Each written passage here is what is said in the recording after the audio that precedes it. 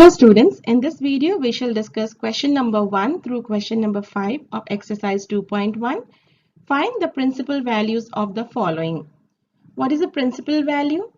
Well, the value of an inverse trigonometric function which lies in the range of principal branch is called the principal value of that inverse trigonometric function. Now, what does it mean? It means that like we have the 6 trigonometric functions. Similarly, we have 6 inverse trigonometric functions. Sine inverse, cos inverse, tan inverse, then secant, cosecant and cotangent inverse.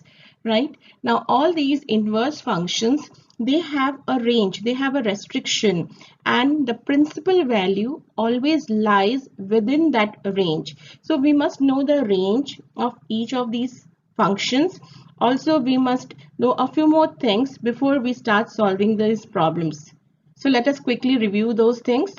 Here are the inverse trigonometric functions, and we must know the range of each of these.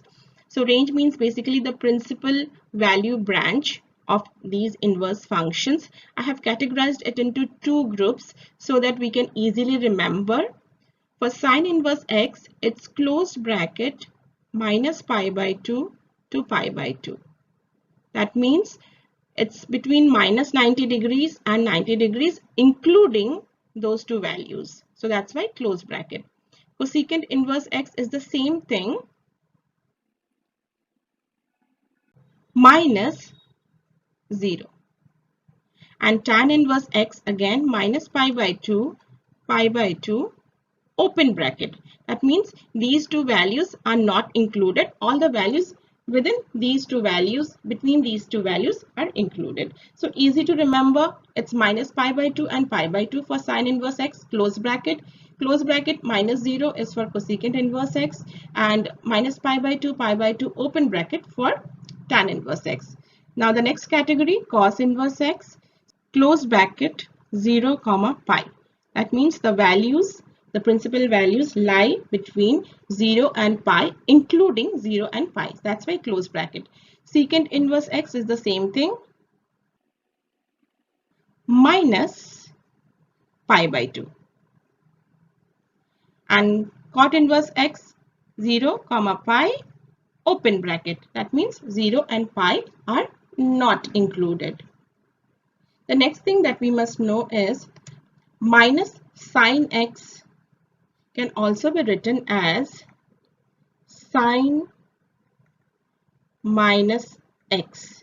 That means this minus sign goes inside with x. So again, I have categorized it into two groups because it follows the same format. So sine, cosecant and tangent. Okay, here also see sine, cosecant, tangent.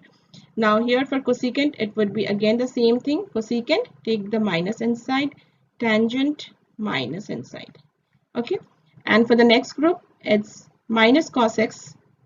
So cos, minus goes inside. However, we have to put a pi. That's pi minus x. Same way for secant and cotangent.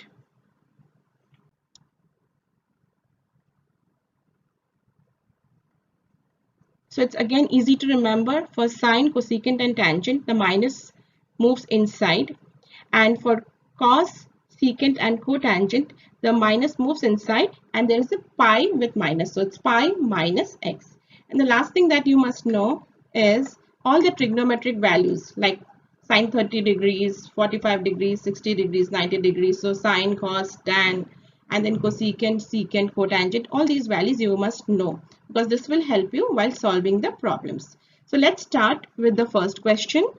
So here is the first problem, sine inverse of minus half. So the first thing we would do is let sine inverse minus half equal to y. Let this be equal to y. Next, take the sine to the other side. So this would become minus half equals to sine y. Now this can also be written as sine y equals to minus half, is the same thing. Now find the value of half in terms of sine. That means sine of which angle would give you half. So we know that sine 30 degrees. sine 30 degrees equals to half. So in terms of radians, it is pi by 6. So we are going to replace this half with sine pi by 6. Sine y equals to minus sine pi by 6. Now we have to compare, but we cannot compare because there is a minus sign here. So what we need to do is we need to use the rule that minus sine x is equal to sine minus x. So this would become sine y equals to sine minus pi by 6. Now we can compare easily. Y would be equal to minus pi by 6. Y equals to minus pi by 6. So this is the solution. And also you can check if this value lies in the principal value range. So we know that for sine inverse, the principal value range is minus pi by 2 to pi by 2. That means minus 90 degrees to 90 degrees. And this is minus 30 degrees. So our solution is correct. The next one, cos inverse root 3 by 2. Same way we have to do. Let cos inverse root 3 by 2 equals to y. Now take cos to the other side. So this would become cos y equals to root 3 by 2. Next we need to write root 3 by 2 in terms of cos. So we know that cos 30 degrees is equal to root 3 by 2. And 30 degrees is nothing but pi by 6. So we are going to write this as cos y equals to cos pi by 6. Now compare both the sides. So y is equal to pi by 6 and that is the required solution. Now check with the range. The range for cos inverse is close bracket 0 comma pi, that is 0 to 180 degrees, and this is 30 degrees which lies within the range. So solution is correct. Next one is cosecant inverse of 2.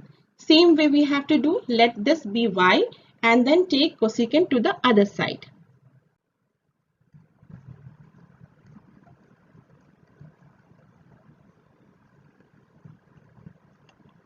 Next we need to write 2 in terms of cosecant. So we know that sine pi by 6, that is sine 30 degrees, is 1 by 2. So cosecant pi by 6 is equal to 2.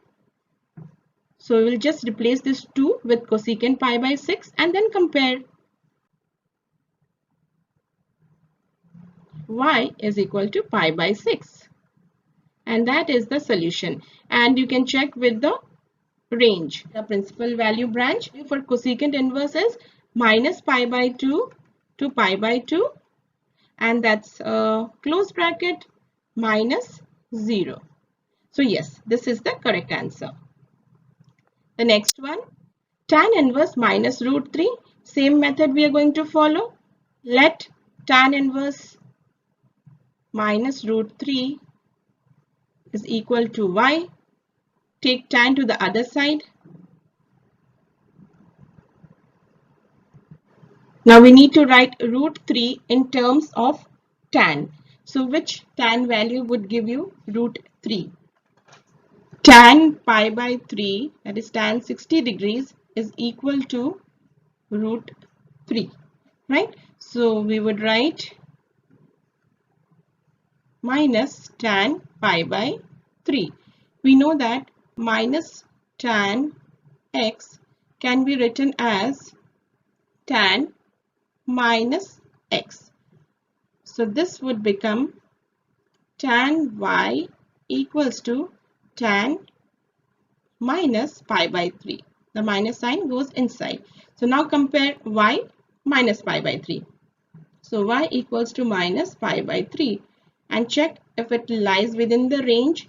The range of tan inverse is minus pi by 2 to pi by 2. Open bracket. So minus pi by 3 is within the range.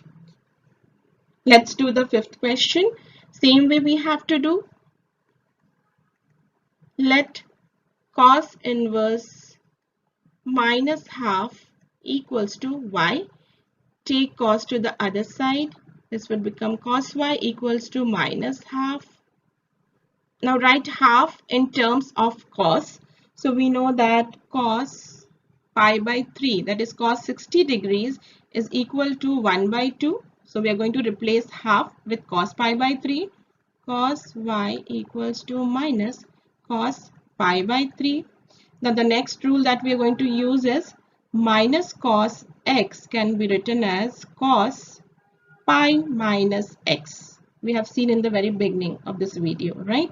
So now this is cos y equals to cos pi minus pi by 3. Now compare both the sides. So y is equal to pi minus pi by 3, that is equal to 3 pi minus pi, 2 pi by 3. So that equals to 120 degrees, and the range for cos inverse is 0 to pi. So 120 degrees lies between 0 to 180 degrees. So this is correct. In the next video, we will solve the rest of the questions. Thank you.